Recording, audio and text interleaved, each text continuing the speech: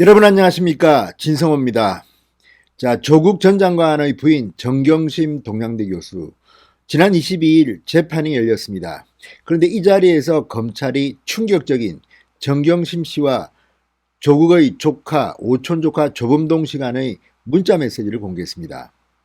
또 조국 전 장관과 정경심 씨 간의 문자 메시지도 공개했습니다.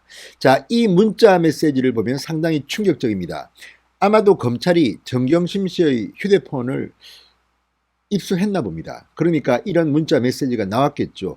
이 문자 메시지들을 보면 이런 내용입니다. 정경심이 말합니다. 우리 돈 잘 크고 있죠? 그러면 조범동 조카가 말합니다. 무럭무럭 잘하고 있습니다. 자, 이 말이 뭐겠습니까? 단순히 돈을 빌려주고 갚은 게 아닙니다. 투자를 한 겁니다. 투자를 해서 돈이 늘어난다는 겁니다. 우리 돈 잘 크고 있죠? 무럭무럭 잘하고 있다. 이 문자 메시지의 대화를 보고 여러분은 어떻게 판단하십니까? 그리고 조국 전 장관이 청와대 민정수석으로 재직할 당시의 조국과 정경심 부부 간의 문자 메시지도 공개됐는데 이것들을 보면 청와대 민정수석이라는 자리에서는 해서는 안 되는 직접 투자를 한 게 아닌가 검찰은 의심하고 있습니다. 자, 정경심의 문자 메시지가 상당히 폭탄입니다. 핵폭탄입니다. 스모킹 건이 될 것 같습니다. 그리고 내용도 참 희한합니다. 우리 돈이 잘 크고 있죠? 무럭무럭 잘하고 있다? 아무튼 돈 많이 벌어서 좋겠습니다. 진성호의 융단 폭격 시작합니다. 조국 전 장관 부부를 융단 폭격합니다. 방송에 앞서 아직 진성호 방송의 구독자가 아니신 분들은 붉은색 구독 버튼 눌러주십시오. 더 좋은 방송으로 보답하겠습니다. 자, 재판에서 공개된 이 문자 메시지는 상당히 충격적이었습니다. 정경심 교수 그리고 정경심 교수와 자녀 그리고 이 처남 등이 투자한 100% 가족 사모펀드의 운용사인 코링크피의 실질적 운영자 조범동 씨. 그 대화를 보면 이들이 투자를 해서 돈을 벌고 있다는 것을 알 수가 있습니다. 자, 검찰은 이 문자들을 근거로 해서 정경심 교수의 범행 동기 중 하나가 자녀들에 대한 과도한 애정이다. 재산을 물려주고 싶은 이런 욕망들이 나와 있다고 합니다. 자, 22일 서울중앙지법 형사합의 25부 송인권 부장판사 심리로 열린 정경심의 1차 공판, 1회 공판기일. 검찰은 정경심과 조범동의 문자 메시지를 공개했습니다. 2016년 8월 정 교수가 조범동 씨한테 말합니다. 우리 돈 잘 크고 있죠? 그러자 조범동 씨가 무럭무럭 잘하고 있다. 이렇게 답한 내용이었습니다. 검찰은 이 대화를 근거로 금전 소비 대차 관계에서 이루어진 대화라고 보기 어렵다. 이렇게 말했습니다. 자, 또 조범동 씨는 정 교수에게 역삼동 사무실에 놀러 오면 상황을 설명드리고 조카 상속 부분도 정리해 주겠다고 말합니다. 자, 검찰은 이런 대화들을 근거로 상속 부분을 정리한다는 게 무슨 뜻이겠습니까? 이렇게 합니다.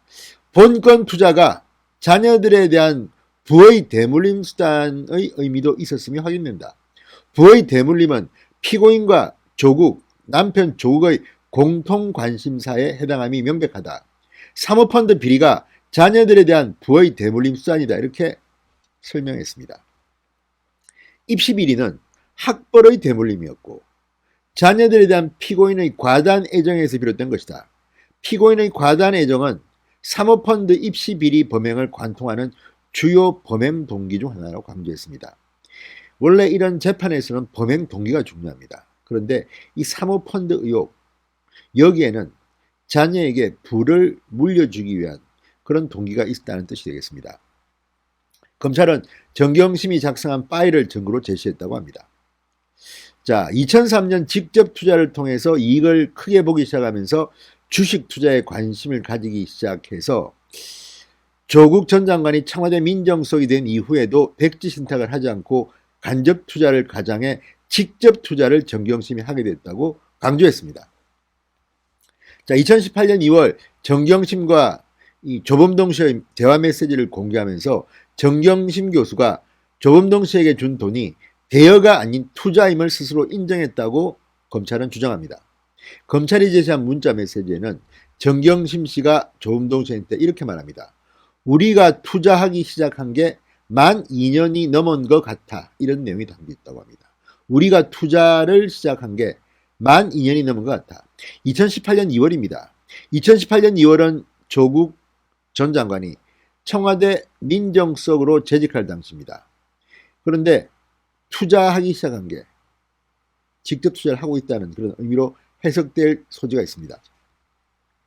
자, 검찰은 민정수석이라는 공적 지위를 매개로 해 상호 이익을 주고받는 관계는 피고인의 이익 보전을 위한 법인의 자금 횡령 등 불법 공동행위에서 더 나아가 조국 전 장관 청문회 과정에서 증거인멸 위조 범행을 저지르게 된 중요한 동기라고 말했습니다. 자, 어쨌든 아직까지 재판이 열리고 있습니다. 지금 우리가 재판 결과를 예단하기는 힘듭니다만 정경심 씨는 지금 구속된 상태에서 재판을 받고 있습니다.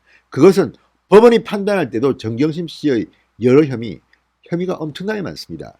충분히 구속시켜야 할 이유가 있다고 범죄 혐의가 소명됐다고 판단해서 그렇게 하지 않았겠습니까?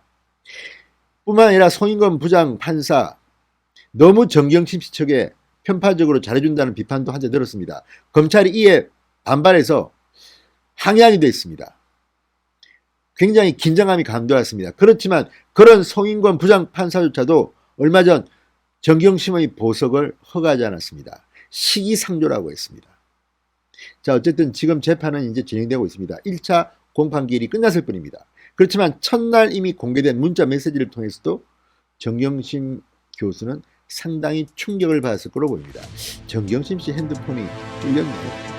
아무튼 앞으로 재판이 진행될수록 검찰은 하나씩 계속해서 물증들을 내볼 것으로 보입니다. 조국 부부 큰일 났습니다. 진성호의 융단 폭격이었습니다. 여러분 감사합니다.